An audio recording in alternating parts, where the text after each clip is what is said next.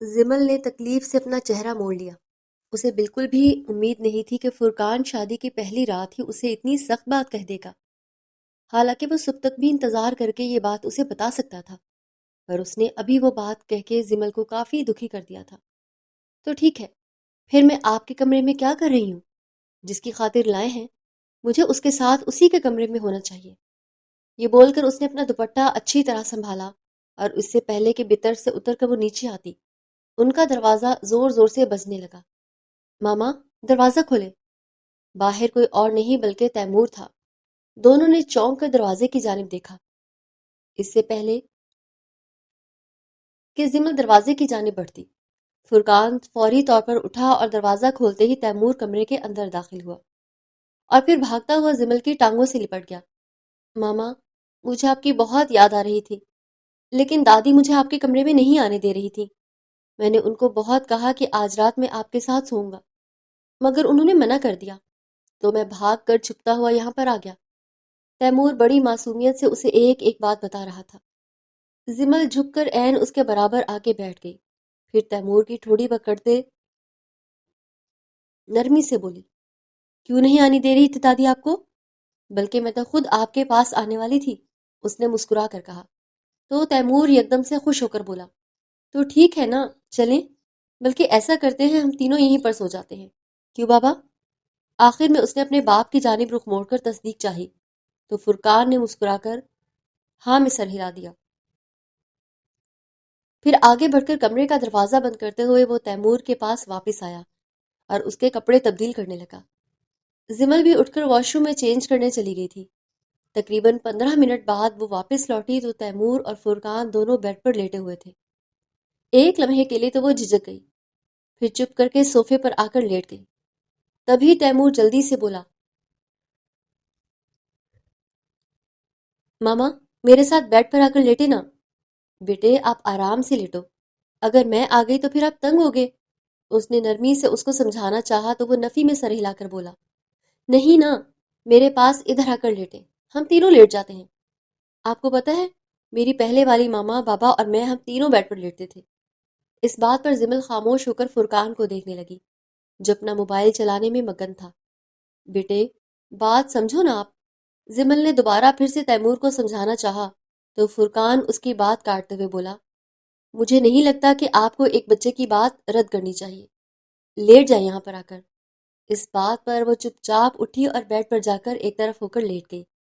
اس کے لیٹتے ہی تیمور بہت خوش ہوا اور اس کے ساتھ جڑ کر وہ بھی لیٹ گیا۔ چلے ماما، مجھے اب کہانی سنائیں۔ زمل یکدم سوچ میں پڑ گئی۔ تبھی فرقان سنجیدگی سے بولا، تیمور، سو جاؤ، صبح جلدی اٹھنا ہے آپ کو، اور اب دوبارہ میں آپ کو سونے کے لیے تاکید نہ کروں۔ یہ سنتے ہی تیمور نے برا سا منہ بنایا، لیکن آنکھیں بند کر کے سونے کی کوشش کرنے لگا۔ تقریباً 15 منٹ میں ہی وہ گہری نیند میں جا چکا تھا اور اس کے سوتے ہی فرقان اپنی جگہ سے اٹھا اور صوفے پر جاتے ہوئے بولا، اب یہ صبح تک نہیں اٹھے گا، آپ یہاں پر آرام سے کمفرٹیبل ہو کر سو جائیں، اور باقی کی تمام باتیں ہم کل کریں گے۔ یہ کہتے ہوئے اس نے زمل کے چہرے پر ایک گہری نگاہ ڈالی تو وہ سوچ میں گم لگ رہی تھی۔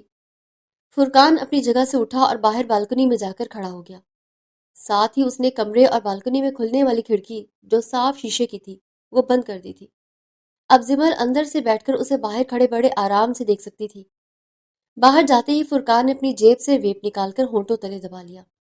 ایک لمحے کے لیے تو زمل کا منہ کھل گیا، لیکن پھر وہ کروٹ لے کر تیمور کو دیکھنے لگی۔ کتنا معصوم تھا وہ بچہ، اور اس کی معصومیت کی وجہ سے ہی آج وہ دونوں میاں بیوی تھے۔ کاش تیمور تو میری زندگی میں نہ آئے ہوتے۔ یہ کہتے ہوئے نرمی سے زمل نے اس کے ماتھے پر بوسہ دیا اور سونے کی کوشش کرنے لگی۔ تقریباً 1 ڈیڑھ گھنٹے بعد جا کر اسے نیند آئی۔ تب تک فرقان بھی واپس کمرے میں آ چکا تھا۔ اس کے بیڈ پر زمل، تیمور دونوں ہی کافی گہری نیند میں سو رہے تھے۔ چند لمحے تو وہ کھڑا ہو کر ان کو یوں سوتے دیکھتا رہا، پھر دھیرے سے مسکرا کر صوفے پر لیٹ گیا اور ساتھ ہی اپنے موبائل میں رانیہ کی تصویر نکال کر سامنے کر لی۔ اسے بے حد محبت کرتا تھا اور کبھی بھی نہیں سوچا تھا کہ رانیہ کی جگہ پر کوئی اور لڑکی آ کر اس کی بیوی بن جائے گی۔ ابھی تھوڑی ہی دیر ہوئی تھی جب تیمور رونے لگا۔ اس سے پہلے فرقان اٹھ کر اس کے قریب آتا۔ زمل جلدی سے اٹھی اور تیمور کو دھیرے دھیرے تھپکیاں دینے لگی۔ اس نے اپنی آنکھیں کھول کر زمل کو دیکھا، پھر اس کا ہاتھ تھام کر دوبارہ بڑے سکون سے سو گیا۔ یہ منظر فرقان کے لیے کافی عجیب تھا، کیونکہ تیمور اپنی ماں کے جانے کے بعد اکثر ہی رات کو اٹھ کر یوں ہی بری طرح رویا کرتا تھا۔ شاید اسے برے برے خواب آتے تھے۔ پھر فرقان صبح تک اسے سنبھالتے ہوئے نیم پاگل ہو جاتا تھا، کیونکہ تیمور کو اس کے بعد نیند نہیں آتی تھی، اور وہ رو رو کر پورا گھر سر پر اٹھا لیتا تھا کہ مجھے ماما کے پاس جانا ہے۔ مگر زمل کی وجہ سے یہ اتنی مشکل گھڑی ایک لمحے میں ہی کٹ چکی تھی۔ پریشان نہ ہوں آپ، میں ہوں یہاں پر، آپ چاہیں تو دوسرے کمرے میں چلے جائیں، ڈسٹرب ہو رہے ہوں گے۔ فرقان نے چونک کر زمل کو دیکھا، جو اب بڑی نرمی سے تیمور کے بالوں میں ہاتھ پھیر رہی تھی۔ یوں لگ ہی نہیں رہا تھا کہ وہ ایک رات کی دلہن ہے، بلکہ ایسا محسوس ہو رہا تھا کہ تیمور زمل کا بیٹا ہے اور فرقان نے اسے اڈاپٹ کیا ہے۔ یہ میرا ہی بیٹا ہے، اور میں بہتر جانتا ہوں کہ مجھے یہاں پر لیٹنا ہے یا پھر کہیں اور۔ فرقان کو اس کی بات کافی بری لگی تھی، جیسے وہ اپنا پورا حق تیمور پر جتا رہی تھی۔ مجھے نہیں لگتا کہ اس میں جیلس ہونے والی کوئی بات ہے، زمل نے بے لحاظ ہو کر کہا۔ اس سے پہلے کہ فرقان کوئی جواب دیتا، وہ تیمور کے ساتھ کمبل میں لیٹ گئی۔ فرقان دانستہ طور پر خاموش ہو گیا، کیونکہ رات کے اس پہر وہ کسی قسم کی بحث میں نہیں پڑنا چاہتا تھا۔ تھوڑی دیر بعد فرقان کو بھی نیند آ گئی، لیکن زمل پوری رات جاگتی رہی۔ اسے رہ رہ کر شہریار کی یاد آ رہی تھی۔ کتنی محبت کی تھی اس نے شہریار سے، اس کی خاطر وہ ہر ایک شے سے لڑنے کے لیے بھی تیار تھی۔ مگر کیا فائدہ، شہریار نے خود ہی اسے جھٹلا دیا تھا۔ اسے وہاں پر آئے ہوئے تقریباً 6 مہینے ہو چکے تھے، اور ان 6 مہینوں میں وہ تیمور کے ساتھ کافی گھل مل گئی تھی۔ اکثر اوقات دوپہر کا کھانا تیمور اسی کے ہاتھ سے کھاتا تھا۔ کئی مرتبہ اپنی ماں کی باتیں بھی اسے بتاتا۔ اکثر اوقات چلتے پھرتے فرقان سے بھی اس کی بات چیت ہو جاتی تھی۔ زیادہ تو اسے تیمور کے گھر والوں کے متعلق نہیں پتا تھا، صرف اتنا ہی جانتی تھی کہ تیمور کی ماں 1 سال پہلے بچے کی پیدائش کے دوران اس دنیا سے چل بسی ہے۔ صرف وہی نہیں، بلکہ نیا آنے والا بچہ اور اس کا اثر تیمور پر بہت گہرا ہوا تھا۔ نہ وہ کسی سے بات کرتا تھا اور نہ ہی کھانا پینا اس کا پراپر تھا۔ انہی دنوں زمل نے اپنے سی وی اسی اسکول میں دی تھی جہاں پر تیمور پڑھتا تھا۔ تقریباً چھٹی کا وقت تھا جب وہ اپنی سی وی لے کر واپس جا رہی تھی، تبھی اس کا بری طرح سے ٹکراؤ تیمور کے ساتھ ہوا۔ وہ نیچے گر گیا۔ زمل یکدم پلٹی اور تیمور کو اپنی باہوں میں لے کر پچکارنے لگی۔ بیٹے کیا ہوا؟ چپ کر جاؤ، ادھر آؤ، میں آپ کو چاکلیٹ لے کر دوں۔ چوٹ تو نہیں لگی؟ وہ جو مسلسل چوٹ لگنے پر رو رہا تھا یکدم زمل کو دیکھ کر سہم گیا، پھر فوری طور پر اس کے گلے لگتے ہوئے بولا، ماما کہاں چلی گئی تھی آپ؟ زمل کے لیے منظر کافی عجیب تھا۔ وہ ارد گرد بچوں کو دیکھ رہی تھی جو کافی حیرانی سے ان دونوں کو تک رہے تھے۔ تب تک فرقان بھی ان لوگوں تک پہنچ چکا تھا۔ ایکسکیوز می، کیا ہو رہا ہے یہاں پر؟ اور کیا کہا ہے آپ نے میرے بیٹے کو؟ فرقان غصے سے زمل کو دیکھتے ہوئے بولا۔ ایک لمحے کے لیے تو وہ بھونچ کر رہ گئی، پھر نرمی سے فرقان کو دیکھتے ہوئے بولی، میں نے کچھ بھی نہیں کہا، آپ کا بیٹا ٹکرا گیا تھا، چوٹ لگی ہے۔ ادھر آؤ تیمور۔ فرقان نے اس کو اپنی جانب کھینچا، لیکن وہ اس کے پاس جانے کے بجائے زمل کے ساتھ چپک کر کھڑا تھا۔ بابا دیکھیں ماما، اس نے فرقان کو اپنی جانب متوجہ کرنے کی کوشش کی۔ بیٹے ماما نہیں آپ کی، چلو گھر چلو۔ فرقان نے نرمی سے اسے پچکارتے ہوئے کہا تو وہ یکدم سے رونے لگا، پھر دھیرے سے بولا، بابا ماما ہے یہ۔ وہاں پر منظر کافی عجیب و غریب ہو چکا تھا۔ سب لوگ ارد گرد کھڑے ہو کر یہ تماشا دیکھ رہے تھے۔ مس، کیا آپ میرے ساتھ ادھر ریسٹورنٹ میں بیٹھ کر بات کر سکتی ہیں؟ کیونکہ میں جانتا ہوں میرا بیٹا اتنی جلدی آپ کو جانے نہیں دے گا، اور میں یہاں پر کوئی بھی سین کریٹ نہیں کرنا چاہتا۔ فرقان نے انتہائی نرمی سے درخواست کی تو زمل سر ہلاتے ہوئے اس کے ساتھ قریبی ریسٹورنٹ میں جا کے بیٹھ گئی۔ وہاں جانے کے باوجود بھی تیمور اسے نہیں چھوڑ رہا تھا۔ بابا میری ماما ہے نا یہ؟ اس نے دوبارہ پھر پوچھا تو فرقان گہرا سانس لے کر اپنے بیٹے کو دیکھتے ہوئے بولا، بیٹے آپ کی ماما اللہ کے پاس ہیں، آپ جانتے ہو نا، پھر یہ بچوں والی باتیں کیوں بار بار کر رہے ہو؟ مجھے لگتا ہے کہ ماما واپس آ گئی ہیں۔ تیمور نے مسکرا کر دوبارہ زمل کو دیکھا تو اس نے بھی بچے کی جانب ایک مسکراہٹ اچھال دی۔ آپ انہیں گھر لے چلیں۔ تیمور کے پوچھنے پر وہ کافی پریشان ہو گیا۔ تبھی زمل دوبارہ پھر بول نہیں، میں یہاں اسکول میں جاب شروع کروں گی تو آپ یہاں پر مل لیا کرنا میرے ساتھ۔ فرقان نے چونک کر اپنے سامنے بیٹھی اس نفیس سی لڑکی کو دیکھا جو بڑے اچھے اور سلجھے ہوئے انداز میں اس کے بیٹے کے ساتھ بات کر رہی تھی، مگر وہ مسلسل نفی میں سر ہلا رہا تھا۔ نہیں، مجھے نہیں پتا، آپ میرے ساتھ میرے گھر چلو۔ لیکن جیسے تیسے کر کے زمل نے اسے منا لیا تھا کہ میں یہاں اسکول میں جاب کروں گی، پڑھانے آیا کروں گی، آپ میری کلاس میں ایڈمیشن لے لینا، پھر ہم یہاں پر مل لیا کریں گے۔ یہ کرتے کرتے تقریباً 1 گھنٹہ بیت چکا تھا، لیکن اس 1 گھنٹے میں بڑے اچھے انداز میں زمل نے تیمور کو سمجھا بجھا لیا تھا۔ گھر آنے کے بعد بھی تیمور مسلسل زمل کی ہی باتیں کر رہا تھا، جسے رات تک فرقان کو بری طرح عاجز کر دیا تھا۔ وہ اس بچے کو روک بھی نہیں سکتا تھا کہ باتیں مت کرو، چپ کر جاؤ۔ اگر وہ ایسا کرتا تو بچے کا دل ٹوٹ جاتا، اور وہ ایسا بالکل بھی نہیں چاہتا تھا۔ پوری رات تیمور کافی خوشگوار ماحول میں اس سے باتیں کرتا رہا۔ اگلے دن وہ اسکول گیا تو وہاں پر زمل موجود نہیں تھی۔ کافی پریشان ہوا۔ گھر آ کر فرقان کو اس کے متعلق بتایا تو وہ کندھے اچکا کر بولا، ہم اسکول والوں سے جا کر بات کریں گے۔ ویسے بھی بیٹے آپ کو اتنا کسی پر ڈیپینڈ نہیں کرنا چاہیے، اب آپ بڑے ہو رہے ہیں تو یہ بات اچھی طرح سمجھ لو کہ وہ آپ کی ماما نہیں ہے۔ فرقان نے بالآخر اسے سمجھانے کی کوشش کی تو وہ یکدم سے ضد میں آ گیا اور اونچی اونچی رونے لگا۔ فرقان نے اس کے اسکول میں فون کر کے زمل کے متعلق انفارمیشن لینا چاہی تو اسے پتا چلا کہ وہ لڑکی وہاں پر اپنی سی وی جمع کروا گئی ہے۔ ان کا 1 ہفتے بعد انٹرویو ہے، اس کے بعد ہی اپائنٹمنٹ ہوگی۔ اب انہیں 1 ہفتے تک انتظار کرنا تھا، لیکن 1 ہفتے بعد بھی انہوں نے زمل کے بجائے کسی اور کو ٹیچر رکھ لیا۔ جب تیمور کو اس بات کا پتہ چلا تو وہ کافی ہنگامہ کرنے لگا کہ مجھے انہی کے پاس پڑھنا ہے۔ کوئی بھی چارہ دکھائی نہیں دے رہا تھا۔ بالآخر اسکول والوں سے نمبر لے کر اس نے زمل کو اپنے گھر میں ہوم ٹیوشن پڑھانے کے لیے جاب آفر کی۔ ایک لمحے کے لیے تو زمل کافی ہچکچائی تھی، لیکن پھر وہ جاب ایکسپیکٹ کر لی کیونکہ اسے نوکری کی بہت شدید ضرورت تھی۔ اس کا اور شہریار کا نکاح تھا تقریباً 8 ماہ بعد، اور اس دوران ہی اسے اپنا جہیز وغیرہ بھی تیار کرنا تھا۔ تبھی وہ نوکری کے لیے مختلف جگہوں پر اپنی سی وی ڈراپ کر رہی تھی، مگر کہیں سے بھی کوئی مثبت جواب نہیں آیا تھا۔ اب جب فرقان نے اسے ہوم ٹیوشن کے متعلق پوچھا تو وہ انکار نہ کر پائی، اور اگلے ہی دن تیمور کو پڑھانے کے لیے اس کے گھر میں موجود تھی۔ وہ تو اچانک سے زمل کو اپنے سامنے دیکھ کر بہت خوش ہوا اور جا کر اس کے گلے لگ گیا۔ وہ بھی بہت خوش تھی۔ یہ وہ پہلا دن تھا جب اپنی ماں کے مرنے کے بعد تیمور نے یوں دل لگا کر پڑھائی کی تھی۔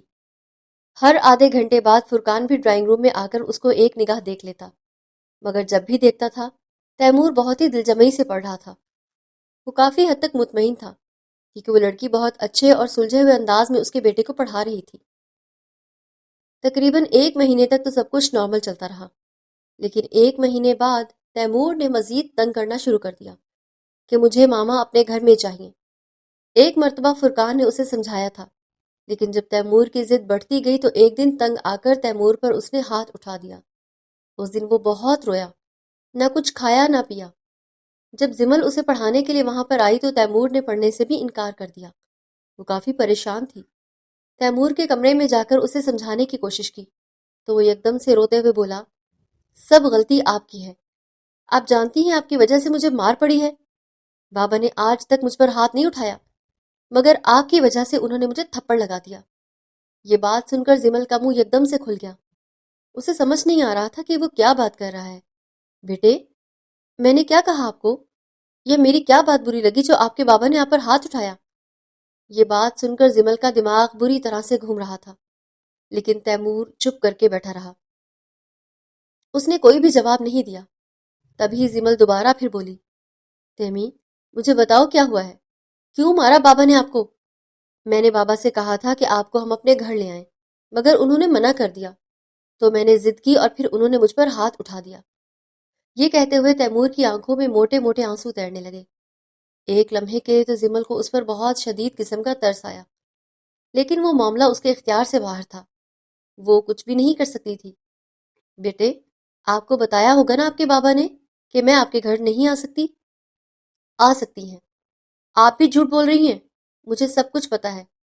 اگر آپ بابا کے ساتھ شادی کر لیں تو آپ ہمارے ساتھ یہاں آ کر رہ سکتی ہیں، اور آپ جانتی ہیں نا کہ مجھے آپ کتنی اچھی لگتی ہیں۔ تیمور کی بات سن کر زمل کا دل بری طرح سے دکھ رہا تھا، لیکن وہ فی الحال ان لمحات کے ضد میں آ کر کوئی بھی جذباتی فیصلہ نہیں کرنا چاہتی تھی جو آگے جا کر ان سب کے لیے مسائل کا باعث بنتا۔ وہ چپ کر کے کمرے سے باہر نکل آئی تو دیکھا کہ فرقان دروازے کے باہر کھڑا ان کی باتیں سن رہا تھا۔ ایک لمحے کے لیے تو وہ فرقان کو اپنے سامنے دیکھ کر ٹھٹک کر رک گئی، اور پھر نرمی سے بولی، آئی ایم سوری مسٹر فرقان، لیکن آگے سے میں آپ کے بیٹے کو نہیں پڑھا پاؤں گی۔ آپ بھی اس کی ضد سے واقف ہوں گے، کیونکہ جو کچھ وہ چاہتا ہے وہ نہیں ہو پائے گا، اور میں یہاں پر روز آ کر اسے اپنے ساتھ مزید اٹیچ کر کے آپ کے لیے مشکلات پیدا نہیں کرنا چاہتی۔ تو بہتر ہے کہ میں یہ جاب ہی چھوڑ دوں۔ یہ بول کر وہ انتظار کرتی رہی کہ فرقان اس کی بات کا جواب دے، لیکن فرقان نے جواب دینے کے بجائے ہاتھ سے اپنے پیچھے پیچھے آنے کا اشارہ کیا۔ ایک لمحے کے لیے تو وہ کافی جھجک گئی تھی، لیکن پھر اللہ کا نام لے کر فرقان کے پیچھے پیچھے اس کے اسٹڈی روم میں آ گئی۔ وہ جا کر راکنگ چیئر پر بیٹھا اور اپنے سامنے پڑی کرسی پر زمل کو بیٹھنے کا اشارہ کیا۔ آپ بھی جانتی ہیں کہ تیمور کیا چاہتا ہے۔ میں مانتا ہوں یہ بات مجھے نہیں کرنی چاہیے، لیکن میں اپنی اولاد کے آگے مجبور ہوں۔ آپ جانتی ہوں گی کہ میری وائف کی ڈیتھ ہو چکی ہے، اور اس کی ڈیتھ کے بعد تیمور پر کافی گہرا اثر ہوا ہے، تو میں اپنے بیٹے کی خاطر آپ کے سامنے شادی کا پرپوزل رکھ رہا ہوں۔ اس بات پر زمل کی آنکھیں یکدم سے پھیل گئیں۔ اس نے حیرت سے فرقان کو دیکھا، جو بڑے ہی سکون سے یہ بات کرنے کے بعد اسے ہی دیکھ رہا تھا۔ سوری مسٹر فرقان، لیکن مجھے آپ سے ایسی بات کی امید نہیں تھی۔ مجھے تو لگتا تھا کہ آپ بہت ویل مینرڈ اور بہت سلجھے ہوئے انسان ہیں۔ میں کبھی بھی سوچ نہیں سکتی تھی کہ ایک ٹیچر جو آپ کے گھر آ کر آپ کے بچے کو پڑھاتی ہیں، آپ اس کے ساتھ بے لحاظ کے اتنی بڑی بات کر سکتے ہیں۔ پہلے تیمور کی خاطر شاید یہ نوکری جاری رکھتی، لیکن اب میرے لیے ناقابل برداشت ہو رہا ہے۔ میں ابھی اور اسی وقت آپ کی جاب چھوڑتی ہوں، اور آپ کا پرپوزل بھی ریجیکٹ کرتی ہوں، اور ساتھ ہی آپ سے یہ امید بھی کرتی ہوں کہ آئندہ یہ تمام معاملات ہمارے درمیان میں نہیں آئیں گے، یا پھر میرے لیے مشکلات پیدا نہیں کریں گے۔ یہ بول کر وہ اپنی جگہ سے کھڑی ہوئی، اور جیسے ہی دروازے تک پہنچی تو فرقان دوبارہ پھر اسے پکار کر بولا، اگر آپ چاہیں تو ہم کوئی کانٹریکٹ بھی بنا سکتے ہیں، جس کے مطابق آپ کی اور میری شادی صرف اور صرف تیمور کے لیے ہوگی۔ جب تیمور تھوڑا سمجھدار ہو جائے گا پھر آپ جو چاہیں کر سکتی ہیں، آزاد ہوں گی آپ۔ اس بات پر زمل کا دماغ ایک دم بری طرح سے گھوم گیا، اور وہ پوری شدت سے گھومتے فرقان کے سامنے آ کر بولی، اور آپ کو کیوں لگتا ہے کہ میں اپنی زندگی آپ کے لیے، اپنے بیٹے کے لیے برباد کرنے کو تیار ہوں؟ جب تک تیمور سمجھدار ہوگا تب تقریباً 12-13 سال لگیں گے، اور 12-13 سال میں میری زندگی کہاں گئی، کہاں چلی جائے گی؟ کیا آپ کو یہ بات سمجھ نہیں آ رہی؟ جب میں انکار کر چکی ہوں تو انکار کا مطلب صرف انکار ہے۔ یہ بول کر وہ لمبے لمبے ڈگ بھرتی اسٹڈی روم سے باہر نکل آئی۔ اس کا دماغ بری طرح پھٹ رہا تھا۔ بھاڑ میں گیا جہیز اور بھاڑ میں گئے سب پیسے، لیکن فی الحال وہ ان سب مسائل میں پڑ کر اپنے اور شہریار کے لیے زندگی عذاب نہیں کر سکتی تھی۔ وہ شہریار کو پسند کرتی تھی، ہاں، اگر اس کی زندگی میں شہریار نہ ہوتا تب وہ فرقان کے پرپوزل کے متعلق سوچتی، مگر ابھی ایسا کچھ بھی نہیں تھا۔ وہ اپنے گھر آئی تو دیکھا کہ سامنے شہریار بیٹھا تھا۔ اسے دیکھ کر مسکراتے ہوئے اس کے قریب آیا اور نرمی سے بولا، جی فیونسی، کہاں غائب تھی تم؟ اس بات پر زمل کے چہرے پر ایک خوشگوار مسکراہٹ پھیل گئی۔ پہلے جتنا بھی موڈ خراب تھا ایک لمحے میں وہ بالکل ٹھیک ہو گیا، تو وہ بھی اسے شرارت سے دیکھتے بولی، پیسے جمع کر رہی تھی اپنی شادی کے لیے۔ جس پر شہریار نرمی سے بولا، کوئی ضرورت نہیں ہے جہیز جمع کرنے کی، میں ہوں نا، میں دیکھ لوں گا۔ اس بات پر وہ نرمی سے مسکرائی اور بات بدل گئی، اچھا تو پھر کہاں تک تیاری پہنچ گئی تم لوگوں کی؟ شہریار نے دوبارہ پھر بات وہیں سے شروع کر لی جہاں پر زمل نے ختم کی تھی۔ بس کچھ نہیں، یوں ہی سیونگ کر رہی ہوں، ایک دو جگہ جاب کے لیے اپلائی بھی کیا ہے، جیسے ہی کچھ رقم ہو جائے گی تو جہیز وغیرہ خریدنا شروع کر دیں گے۔ کیا میں تم کو ایک بات کہوں؟ مجھے امید ہے کہ تم میری بات کو غلط نہیں سمجھو گی، لیکن میرے پاس جہیز سے بہتر آپشن موجود ہے۔ اور وہ کیا؟ زمل نے حیرت سے اسے دیکھ کر پوچھا، تو وہ گلا کھنکھارتے ہوئے بولا، جہیز پر پیسہ برباد کرنے کے بجائے بہتر ہے کہ تم اپنے اکاؤنٹ میں ٹرانسفر کروا لو، یا میرے ساتھ ایک جوائنٹ اکاؤنٹ بنا لو، تو میں بھی اپنی جتنی سیونگز ہوں گی اسے اکاؤنٹ میں جمع کرواتا رہوں گا۔ جب ہمارے پاس پیسے اکٹھے ہو جائیں گے تو ہم اس سے اپنا گھر لے لیں گے۔ میں جانتا ہوں کہ ایک جوائنٹ فیملی میں تم کو رکھنا میرے لیے بہت مشکل ہوگا، کیونکہ ہمارا گھر بہت چھوٹا ہے، وہاں پر ہم اپنی فیملی کے ساتھ نہیں رہ پائیں گے، تو اگر میرا مشورہ اچھا لگے تو سوچنا اس پر۔ یہ بول کر اس نے اپنی بات بدل دی، لیکن زمل کے لیے نئی سوچ کھل چکی تھی۔ ایسا تو سوال ہی پیدا نہیں ہوتا تھا کہ وہ شہریار کی کہی گئی بات کو یکدم سے رد کرتی۔ آخر کار وہ دونوں بچپن سے محبت کرتے تھے۔ ہاں، کبھی کبھی شہریار نے نہیں بتایا تھا، لیکن پھر بھی زمل اس کی آنکھوں میں اپنے لیے پسندیدگی دیکھ چکی تھی۔ دوسری جانب تیمور نے بھی پورا سر گھر پر اٹھا رکھا تھا کہ مجھے مس زمل واپس چاہیے، ہر حال میں۔ یہ معاملہ فرقان کے لیے کافی سنگین بن چکا تھا۔ اس کے ہاتھ بری طرح سے کٹے ہوئے تھے۔ ایک طرف اولاد تھی جو سنبھل نہیں رہی تھی، اور دوسری طرف وہ لڑکی تھی جو اپنی زندگی کو ان کی خاطر داؤ پر نہیں لگانا چاہتی تھی۔ حالانکہ وہ تیمور کے ساتھ کافی اچھی طرح پیش آتی رہی، یوں کہ فرقان کو اس کی مکمل طور پر فکر ختم ہو گئی۔ پھر اچانک سے جب وہ یہ سب کچھ چھوڑ کر گئی تو فرقان کے لیے نئی مصیبتیں اچانک سے آ گئی تھیں۔ دوسری جانب زمل کو بھی ایک اچھی جاب مل گئی تھی۔ اس نے جہیز بنانے کے بجائے شہریار کی بات پر عمل کرتے اپنا اور اس کا جوائنٹ اکاؤنٹ کھلوا لیا، اور ہر مہینے اپنی تنخواہ ڈائریکٹ اسی اکاؤنٹ میں جمع کرتی رہی۔ ان کی شادی کی تاریخ بھی فکس ہو چکی تھی، لیکن شادی سے ٹھیک ایک ہفتہ پہلے انہیں یہ اطلاع ملی کہ شہریار پاکستان چھوڑ کر جا چکا ہے۔ ایک لمحے کے لیے تو زمل کو اس بات پر یقین ہی نہیں آیا۔ اس نے 2-3 مرتبہ شہریار کو فون کیا، مگر شہریار کا موبائل مسلسل بند جا رہا تھا۔ پھر اس نے کافی سارے میسیجز اور وائس میل بھی چھوڑ دیے، جن کا جواب تقریباً 4 دن بعد موصول ہوا تھا۔ زمل، میں تم کو پریشان نہیں کرنا چاہتا تھا، تبھی میں نے تم کو یہ حقیقت نہیں بتائی۔ میں تم کو پسند کرتا ہوں، یہ بات ٹھیک ہے، لیکن مجھے ابھی بہت پیسہ کمانا ہے، اور پیسہ اس ملک میں نہیں ہے۔ وہ حاصل کرنے کے لیے مجھے یوں چوروں کی طرح اپنے ملک سے ہی بھاگنا پڑا۔ تم 5 سال میرا انتظار کر لو، میں واپس آ کر لوٹ کر آ گیا تو ضرور تم سے شادی کروں گا۔ اور ہاں، میں نے ہمارے اکاؤنٹ میں جتنے بھی پیسے تھے وہ سب نکلوا کر ویزے اور ٹکٹ پر لگا دیے ہیں۔ میں وعدہ کرتا ہوں کہ تم کو سود سمیت وہ سارے پیسے واپس لوٹا دوں گا، لیکن میں تم کو ایک مشورہ بھی دینا چاہتا ہوں۔ میرا انتظار مت کرنا، کیونکہ اگر میں یہاں پر ایک مرتبہ سیٹ ہو گیا تو دوبارہ کبھی مڑ کر بھی نہیں دیکھوں گا۔ میں نے امی کو بھی یہ بات سمجھانے کی بہت کوشش کی تھی، لیکن وہ میری بات سننا ہی نہیں چاہتی تھی۔ وہ یہی کہتی تھی کہ ہر حالت میں تمہاری اور زمل کی شادی ہو کر رہے گی، اور فی الحال میں شادی کا توق اپنے گلے میں ڈال کر اپنے لیے مزید رکاوٹیں کھڑی نہیں کرنا چاہتا تھا۔ امید ہے کہ تم میری بات سمجھو گی۔ شہریار نے ابھی بھی زمل کے ساتھ کال پر بات نہیں کی تھی، بلکہ ایک وائس نوٹ چھوڑ کر گویا اسے بلاک کر دیا تھا کہ اس کا کوئی بھی میسج دوبارہ جا ہی نہیں رہا تھا۔ ایک لمحے کے لیے زمل تو آسمان سے زمین پر پٹکی گئی۔ اس کے ہاتھ پاؤں بری طرح سے کانپ رہے تھے۔ تبھی امی کمرے میں آئیں تو اس نے روتے ہوئے ان کے گلے لگ کر انہیں پوری بات بتا دی۔ اس معاملے کو 3-4 دن ہی بیتے تھے، نہ وہ کسی سے بات چیت کرتی تھی اور نہ ہی کوئی کام۔ پورا پورا دن کمرے میں ایک کونے میں لگ کر بیٹھی رہتی، بس یوں ہی خالی نظروں سے دیوار کو تکتی رہتی، جیسے اس کی روح اس کے جسم سے نکل چکی ہو۔ کبھی کبھی اس کی آنکھوں سے آنسو بہہ نکلتے، لیکن وہ انہیں پوچھنے کی زحمت بھی گوارا نہیں کرتی تھی۔ اس کے لیے یہ دھوکہ سب سے بڑا تھا۔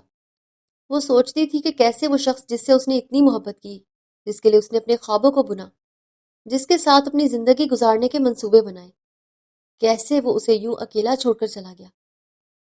گھر والوں کے لیے زمل کی یہ صورتحال کافی پریشان کن تھی۔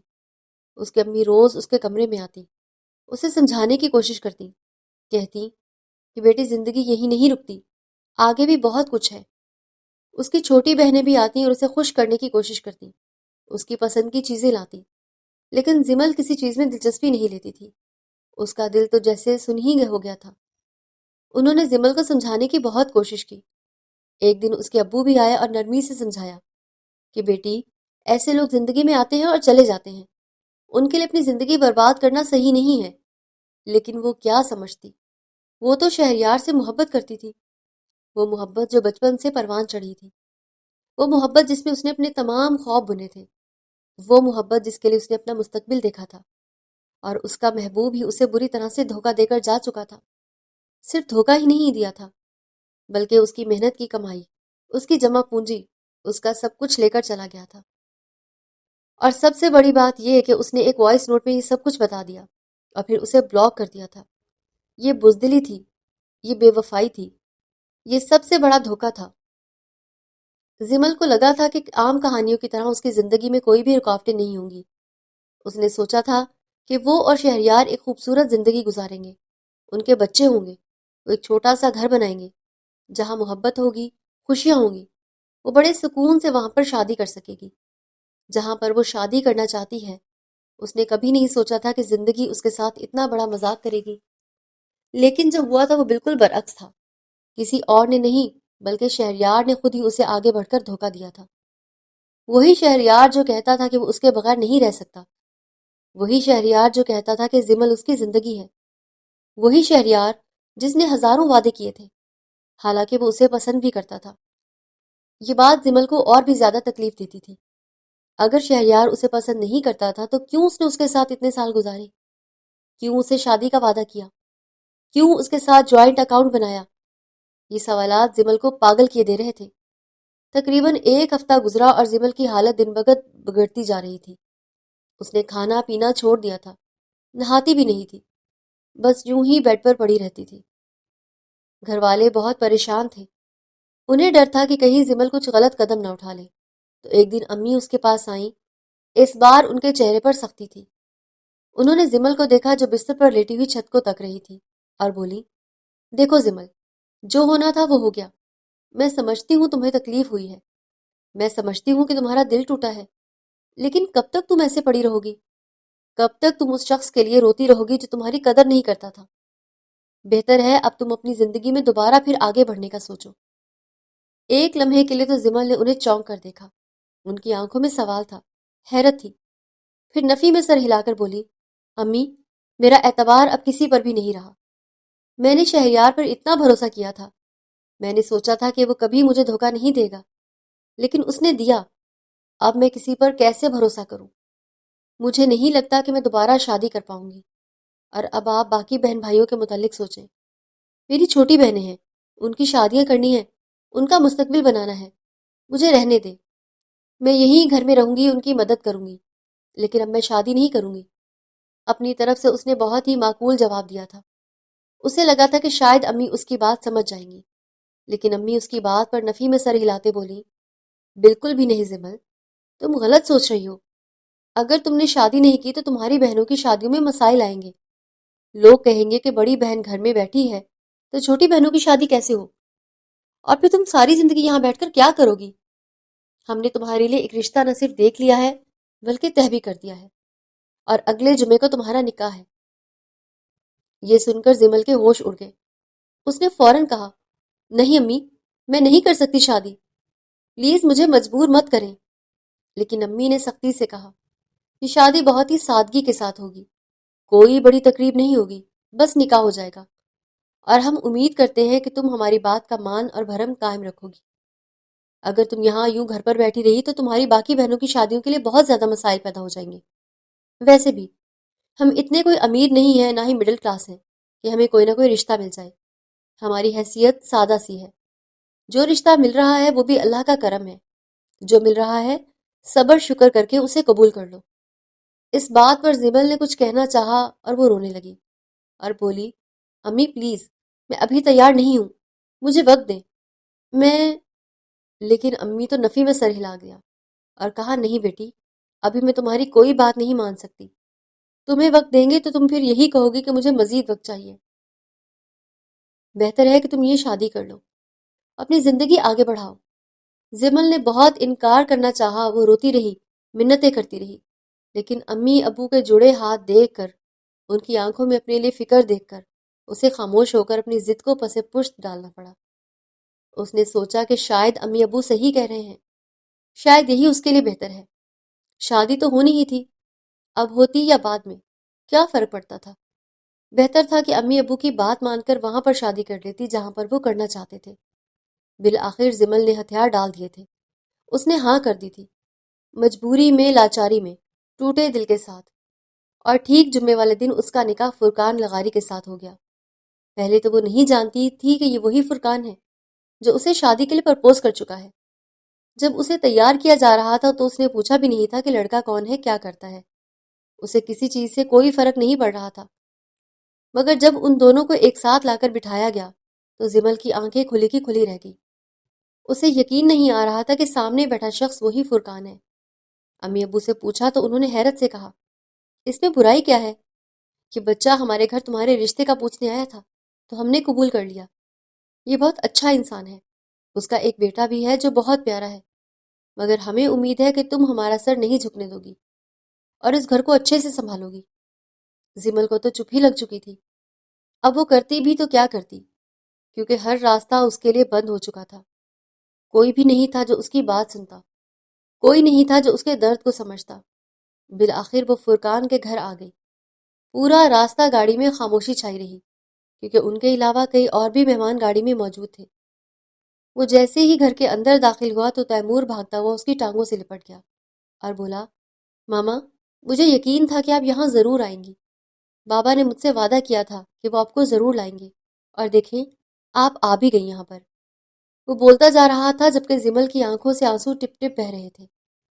فرقان نے غور سے اسے دیکھا اور پھر اپنی جیب سے رومال نکال کر اس کے سامنے کرتا ہوا بولا، اپنے آنسو صاف کر لیں، ایسے روئیں گی تو تیمور پریشان ہو جائے گا، اور میں نہیں چاہتا کہ وہ پریشان ہو۔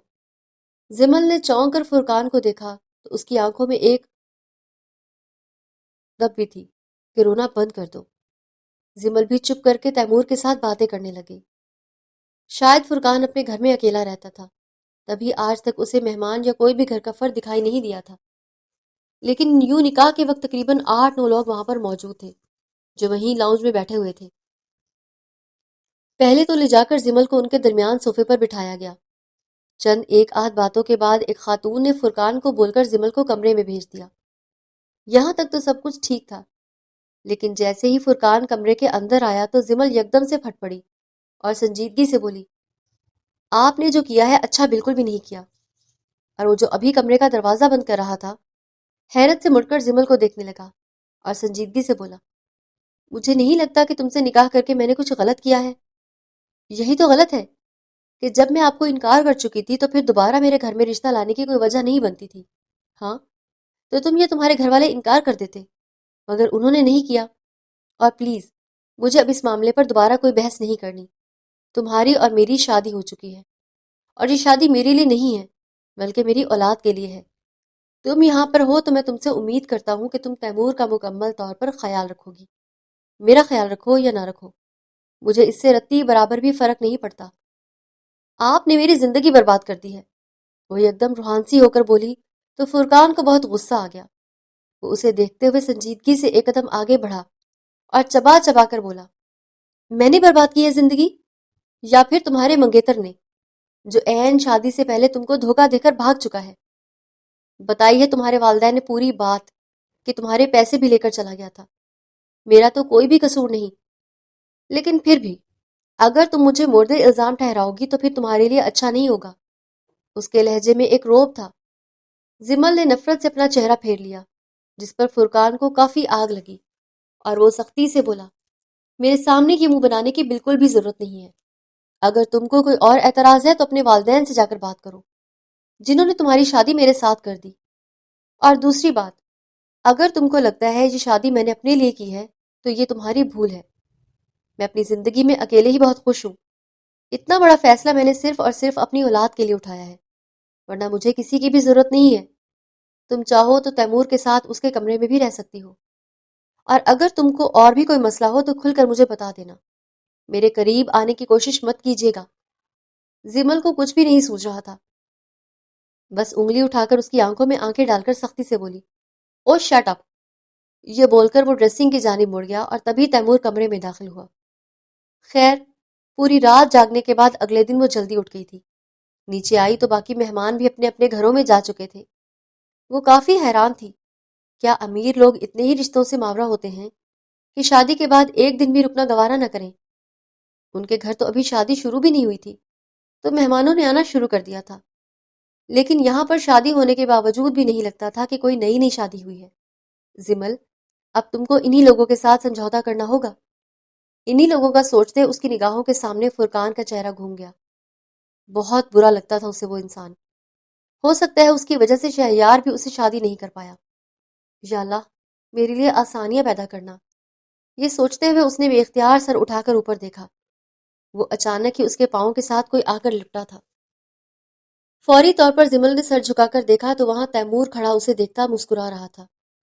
ایک لمحے کے لیے تو زمل کا دل چاہا کہ تیمور کو خود سے الگ کر دے، لیکن وہ بچہ اتنا پیارا اور معصوم تھا کہ اس کا دل ہی نہیں مانا۔ وہ بھی جھک کر عین اس کے برابر جا بیٹھی اور نرمی سے بال سہلاتے ہوئے بولی، نیند کیسی آئی ماما؟ بہت اچھی نیند آئی۔ آپ کو پتا ہے اتنی اچھی نیند مجھے تبھی آتی تھی جب میں اپنی اصلی والی ماما کے ساتھ سوتا تھا۔ اب بابا کے ساتھ لیٹنے لگا تو وہ تو پوری پوری رات جاگتے رہتے ہیں، کبھی اسموکنگ کرتے ہیں تو کبھی موبائل چلانے لگتے ہیں۔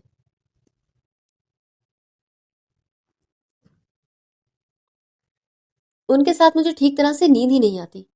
ایک لمحے کے لیے کل رات والا پورا منظر زمل کی نگاہوں کے سامنے گھوم گیا جب اس نے فرقان کو ویب پیتے ہوئے دیکھا تھا۔ یکدم سے جھجری لے کر اس نے دوبارہ پھر تیمور کے بالوں میں ہاتھ پھیرا اور پوچھا، ناشتہ کرو گے؟ جس پر وہ ہاں میں سر ہلا کر ڈائننگ ٹیبل پر جا بیٹھا اور اس کے لیے بریڈ اور دودھ کا ایک کپ لے آئی تھی۔ ماما، کیا آپ مجھے اپنے ہاتھوں سے کروائیں گی؟ اس بات پر زمل نے مسکرا کر اسے چھوٹے چھوٹے بائٹ دینا شروع کر دیے۔ تبھی فرقان بھی کمرے سے باہر نکلا اور اپنے سامنے کا منظر دیکھ کر ساکت ہی رہ گیا، کیونکہ سامنے تیمور زمل کے ہاتھ سے بریڈ اور دودھ کا ناشتہ کر رہا تھا۔ حالانکہ تیمور بریڈ بالکل بھی نہیں کھاتا تھا، ناشتے میں صرف اور صرف دودھ لیتا تھا۔ وہ کافی تعجب کا شکار ہوا اور چھوٹے چھوٹے قدم اٹھاتا ان کے قریب آ کر سلام بولتا وہیں پر بیٹھ گیا۔ ارے چیمپئن، آپ تو بریڈ کھاتے ہی نہیں، پھر آج کیسے کھا رہے ہو؟ فرقان نے یہ سوال پوچھتے ہوئے بڑے غور سے زمل کو بھی دیکھا تھا۔ ایک لمحے کے لیے زمل چونکی اور پھر ناسمجھی سے ان دونوں باپ بیٹے کو دیکھنے لگی۔ بابا، ماما لے کر آئیں تو میرا دل ہی نہیں چاہا کہ میں انہیں انکار کروں۔ مجھے تو بریڈ اچھی نہیں لگتی، لیکن آج ماما اپنے ہاتھوں سے کھلا رہی ہیں تو مجھے بہت اچھی لگ رہی ہے۔ ماما، میں روز بریڈ کا ناشتہ کروں گا، اور وہ بھی صرف آپ کے ہاتھ سے۔ یہ بات سن کر زمل کی آنکھوں میں بے اختیار آنسو آ گئے، جنہیں فوری طور پر اس نے پلکیں جھپک کر ضبط کر لیا۔ لیکن یہ سارا منظر فرقان دیکھ چکا تھا۔ زمل نے فوری طور پر آگے بڑھ کر تیمور کا ہاتھ چوم لیا، پھر جلدی جلدی اسے کھانا کھلانے کے بعد وہ لوگ بیٹھ کر کارٹون دیکھنے لگے۔ کافی دیر تو فرقان وہی ڈائننگ ٹیبل پر بیٹھا ان دونوں کو دیکھتا رہا، پھر خاموشی سے زمل کو کہے بغیر کچن میں جا کر اپنے لیے ناشتہ بنانے لگا۔ زمل نے کن اکھیوں سے اسے کچن میں کام کرتے ہوئے دیکھا۔ کافی دیر تو وہ یوں ہی بیٹھی رہی، پھر بے چینی ہونے لگی تو تیمور کو اپنے ساتھ لے کر کمرے میں آ گئی۔ پتہ نہیں کیوں لیکن اسے برا لگ رہا تھا کہ بیوی کے ہوتے ہوئے بھی فرقان اپنے لیے ناشتہ خود بنا رہا ہے۔ تھوڑی دیر بعد امی ابو بھی وہاں پر آ گئے۔ وہ ان کے ساتھ باتیں کرنے میں مگن ہو گئی۔ پھر جب وہ جانے لگے تو انہوں نے زمل کو بھی اپنے ساتھ جانے کا بولا، مگر تیمور نے رو رو کر پورا گھر سر پر اٹھا لیا کہ ماما نہیں جائیں گی۔ امی ایک لمحے کے لیے تو خاموش ہوئیں، پھر نرمی سے بولی، دیکھو بیٹا، تمہاری اپنی بھی کوئی زندگی ہے۔ میں مانتی ہوں ہم نے یہاں پر تمہاری شادی کر کے تمہاری بات کا مان نہیں رکھا، لیکن بہتر ہے کہ تم اپنی زندگی کو بھی اہمیت دو۔ فرقان جو کمرے میں آ رہا تھا اس کی ماں کی بات سن کر وہیں پر رک گیا۔ تبھی زمل نرمی سے بولی، امی، آپ نے جو کرنا تھا وہ کر دیا۔ میں نہیں چاہوں گی کہ اب مزید میری شادی شدہ زندگی میں کسی بھی قسم کی مداخلت کریں۔ یہ گھر میرا ہے، تیمور کو میں نے بیٹے کے طور پر قبول کیا ہے، اور میں وہی کروں گی جو میرے بچے کے لیے ٹھیک ہوگا۔ اگر وہ چاہتا ہے کہ میں گھر نہ جاؤں تو میں نہیں جاؤں گی، اور اگر جاؤں گی تو اسے لے کر جاؤں گی، لیکن یہ آپ لوگوں کے لیے بھی قابل قبول نہیں ہوگا۔ کیا جواب دیں گے برادری کو کہ ایک بچے کی ماں بنا دیا ایک ہی رات میں؟ یہ بات زمل نے کافی تلخ انداز میں کہی تھی۔ یہ بات سن کر فرقان کا اوپر کا سانس اوپر اور نیچے کا نیچے رہ گیا۔ وہ لڑکی اس کے بیٹے کی خاطر اپنے والدین سے بھی لڑ رہی تھی، جبکہ یہ بات بھی لکھی پڑی تھی کہ اسے یہ شادی نہیں کرنی، وہ کسی اور کو پسند کرتی تھی۔ ہر بات جانتے بوجھتے کے باوجود وہ تیمور کے لیے اتنا بول رہی تھی تو یہ اس کا احسان تھا۔ بے اختیار فرقان کے ماتھے پر پسینہ آ گیا تو وہ چپ کر کے واپس مڑ گیا۔ کچھ بھی سمجھ نہیں آ رہا تھا کہ کیا کرے۔ زمل کے امی ابو جانے لگے تو وہ نرمی سے بولا، زمل، آپ بھی ساتھ چلی جائیں۔ تو وہ جلدی سے بولی، نہیں، تیمور پریشان ہوگا۔ اس بات پر وہ لاجواب تو ہوا تھا، لیکن پھر بھی نرمی سے مسکرا کر بولا، میں ہوں تیمور کے ساتھ، پہلے بھی ساری عمر میں رہا ہوں، ایک رات ایڈجسٹ کر لے گا، آپ اپنی پیکنگ کر لیں پلیز۔ یہ بول کر وہ وہاں پر رکا نہیں۔ زمل کو بھی مجبوراً کمرے میں آنا پڑا، لیکن تب تک فرقان تیمور کو منا چکا تھا۔ اس کے جانے کے بعد تیمور نے کسی قسم کی ضد نہیں کی تھی، بلکہ وہ کافی پرسکون تھا۔ پوری رات تو کوئی بھی فون ان دونوں کی جانب نہیں آیا، لیکن صبح ہوتے ہی تیمور نے 9 بجے زمل کو فون کر دیا کہ ماما آ جائیں، میں آپ کا ویٹ کر رہا ہوں، میں نے ابھی تک ناشتہ بھی نہیں کیا۔ یہ بات سن کر زمل کو بے اختیار اس بچے پر پیار آیا، نہ جانے وہ کتنا ماں کے پیار کے لیے ترسا ہوا تھا۔ حالانکہ وہ یہ بات بھی اچھی طرح سے جانتی تھی کہ فرقان اس کا بہت زیادہ خیال رکھتا ہے، اس پر اپنی جان نثار کرتا ہے، لیکن ایک باپ کبھی بھی ماں کا پیار نہیں دے سکتا اولاد کو۔ تبھی تو وہ بچہ بار بار اس کی جانب راغب ہو رہا تھا۔ گھر میں ناشتہ بنا پڑا تھا، لیکن ناشتہ کیے بغیر ہی وہ رکشے پر بیٹھ کر گھر واپس آ گئی تھی۔ تیمور باہر لان میں کھڑا اس کا انتظار کر رہا تھا۔ فرقان بھی وہیں پر بیٹھا تھا۔ یکدم سے زمل کو یوں اچانک آتے ہوئے دیکھ کر جلدی سے بولا، کیا اکیلی آئی ہیں آپ؟ جی، میں اکیلی آئی ہوں۔ یہ بول کر وہ تیمور کی جانب توجہ ہو گئی۔ تبھی وہ دوبارہ پھر بولا، کیسے آئی ہیں؟ کیب کروائی تھی؟ نہیں، رکشے پر آئی ہوں۔ مس زمل، میری بات دھیان سے سن لیں۔ اب آپ میری بیوی ہیں، اور اگر آپ کو اتنی صبح آنا ہی تھا تو آپ مجھے کال کر دیتی، یا تو میں ڈرائیور کو بھیج دیتا یا پھر خود آ کر آپ کو پک کر لیتا۔ آج تو آپ نے یہ غلطی کر دی ہے، لیکن آئندہ خیال رکھیے گا۔ کہیں بھی جانا ہو تو مجھے بتا دیجیے گا، میں لے جاؤں گا۔ یہ بات کہی تو اس نے نرم لہجے میں تھی، لیکن اس کا لہجہ کافی مضبوط محسوس ہو رہا تھا۔ در حقیقت تیمور نے ناشتہ نہیں کیا تھا، اسی لیے میں اتنی جلدی آ گئی۔ حالانکہ وہ اسے کسی قسم کی صفائی دینا تو نہیں چاہتی تھی، لیکن پھر بھی نہ جانے کیوں اس کے منہ سے نکل گیا۔ جس پر فرقان نے کوئی بھی بات نہیں کی اور واپس کرسی پر بیٹھ کر اپنا اخبار پڑھنے لگا۔ پھر ان دونوں ماں بیٹے نے مل کر ناشتہ کیا۔ ناشتہ کرنے کے بعد وہ لوگ لاؤنج میں بیٹھے تھے۔ کل کی طرح دوبارہ پھر فرقان کچن میں جا کر اپنا ناشتہ بنانے لگا تو زمل اس کے پیچھے آ گئی اور نرمی سے بولی، آپ باہر جا کر بیٹھیں، جو ناشتہ کرنا ہے مجھے بتا دیں، میں بنا دیتی ہوں۔ نہیں، کوئی بات نہیں، مجھے اپنا ناشتہ بنانے کی عادت ہے۔ آپ بیٹھیں، تیمور کے پاس میں بنا لوں گا۔ مسٹر فرقان لغاری، باہر جا کر بیٹھیں، میں ناشتہ بنا دیتی ہوں آپ کا، اور آئندہ میں ہی آپ کا ناشتہ بناؤں گی۔ شادی کرنا نہیں چاہتی تھی، لیکن پھر بھی ہو تو گئی ہے نا، تو اب میری ذمہ داری ہے کہ میں اپنی شادی کو نبھانے کی کوشش کروں۔ اس بات پر فرقان نے مزید کوئی بحث نہیں کی اور اس پر ایک گہری نگاہ ڈالتا ہوا باہر چلا گیا۔ باہر وہ دونوں باپ بیٹا ویڈیو گیم کھیلنے لگے۔ جب وہ ناشتہ بنا کر لائی تو فرقان کے سامنے رکھ دیا۔ وہ خاموشی سے اپنا ناشتہ کرنے لگا۔ ناشتے کے بعد یوں ہی چھوٹے موٹے کام دیکھتی رہی، پھر آ کر اپنے کمرے میں پیکنگ کھول کر کپڑے الماری میں ہینگ کرنے لگی۔ تقریباً 2 ہفتے یہی روٹین کے کام کرتے بیت چکے تھے۔ تیمور ان 2 ہفتوں میں اس کے مزید قریب آ گیا تھا، جبکہ فرقان کا دل اس کے لیے کافی نرم ہو چکا تھا۔ اپنی بیوی کے جانے کے بعد وہ یہ سوچ بھی نہیں سکتا تھا کہ اپنی بیوی کی جگہ وہ کسی دوسری عورت کو لے آئے گا، لیکن یہ دوسری عورت یہاں پر آنے کے بعد نہ تو اس کی بیوی کی جگہ پر آئی تھی اور نہ ہی اس کی جگہ لینے کی کوشش کر رہی تھی۔ زمل نے اپنی شخصیت اور اپنی انفرادیت کو برقرار رکھتے ہوئے اس گھر میں اپنی جگہ بنانی شروع کی تھی۔ وہ رانیہ کی نقل نہیں بننا چاہتی تھی، بلکہ اپنے طریقے سے اس گھر کو سنبھالنا چاہتی تھی۔ فرقان نے محسوس کیا تھا کہ زمل واقعی تیمور کی خاطر یہاں تھی، نہ کہ اپنے کسی ذاتی مفاد کے لیے۔ اس کی نظر میں زمل کی قدر و قیمت بڑھتی جا رہی تھی۔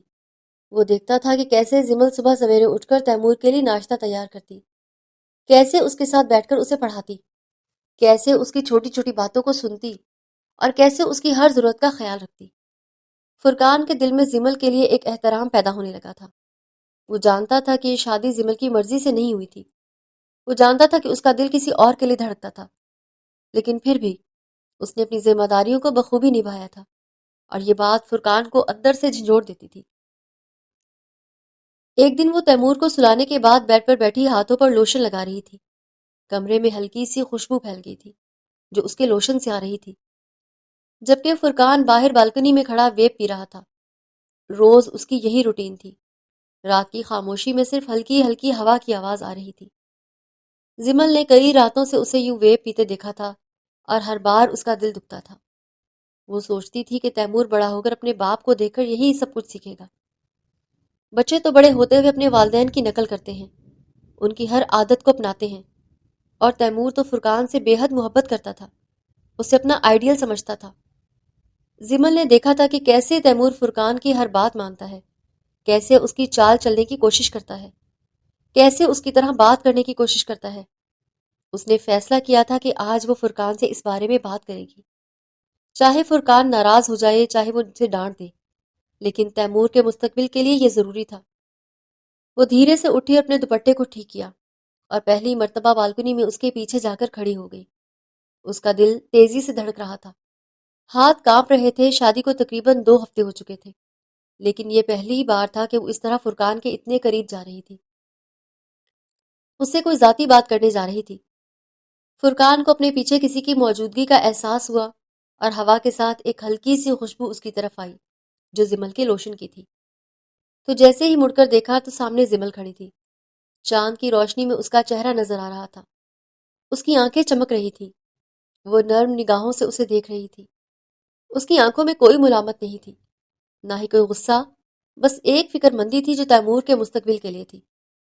فرقان ایک لمحے کے لیے اس کی خوبصورتی میں کھو گیا، پھر فوری طور پر اپنے آپ کو سنبھالا اور ویب والا ہاتھ نیچے کر لیا۔ زمل نے ایک لمحے کے لیے ہچکچاہٹ محسوس کی، پھر ہمت کر کے آگے بڑھی اور نرمی سے وہ ویب اپنے ہاتھوں میں لے لیا۔ ان کی انگلیاں ایک دوسرے سے چھو گئیں اور دونوں نے محسوس کیا جیسے بجلی کا کرنٹ دوڑ گیا۔ زمل نے فوری طور پر اپنی نظریں نیچے کر لیں، اس کے گال ہلکے سرخ ہو گئے، پھر ہمت کر کے سیدھا اس کی آنکھوں میں دیکھا اور نرمی سے بولی، فرقان، میں جانتی ہوں کہ شاید مجھے یہ بات نہیں کرنی چاہیے، شاید یہ آپ کی ذاتی زندگی میں مداخلت ہے، لیکن آپ کو قبول کرنا میرے لیے بھی اتنا ہی مشکل ہے جتنا آپ کے لیے مجھے قبول کرنا۔ میں جانتی ہوں کہ ہم دونوں کی شادی کسی محبت کی بنیاد پر نہیں ہوئی، ہم دونوں کے دل میں کسی اور کی جگہ ہے، آپ کے دل میں رانیہ ہے اور میرے دل میں۔ اس نے ایک لمحے کے لیے رک کر سانس لیا۔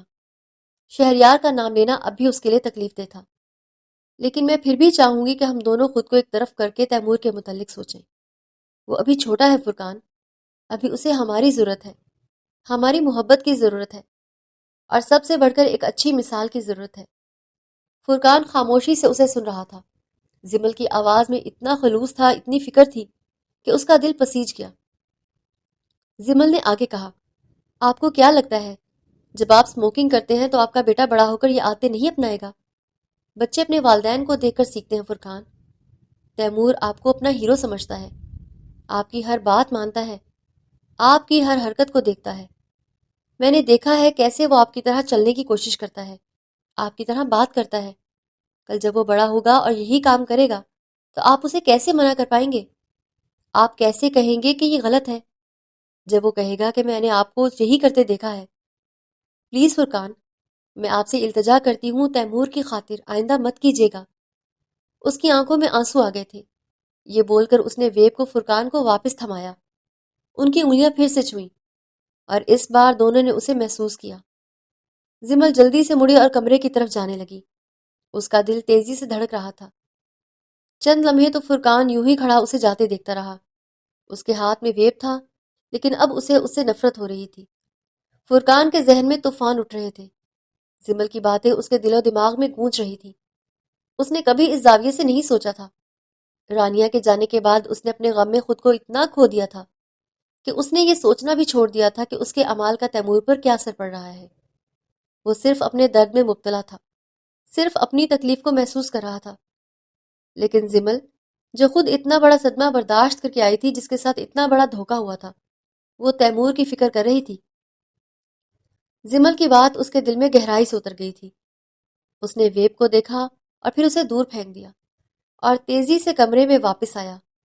زمل ابھی بیڈ کے قریب ہی کھڑی تھی، اپنی پیٹھ اس کی طرف تھی۔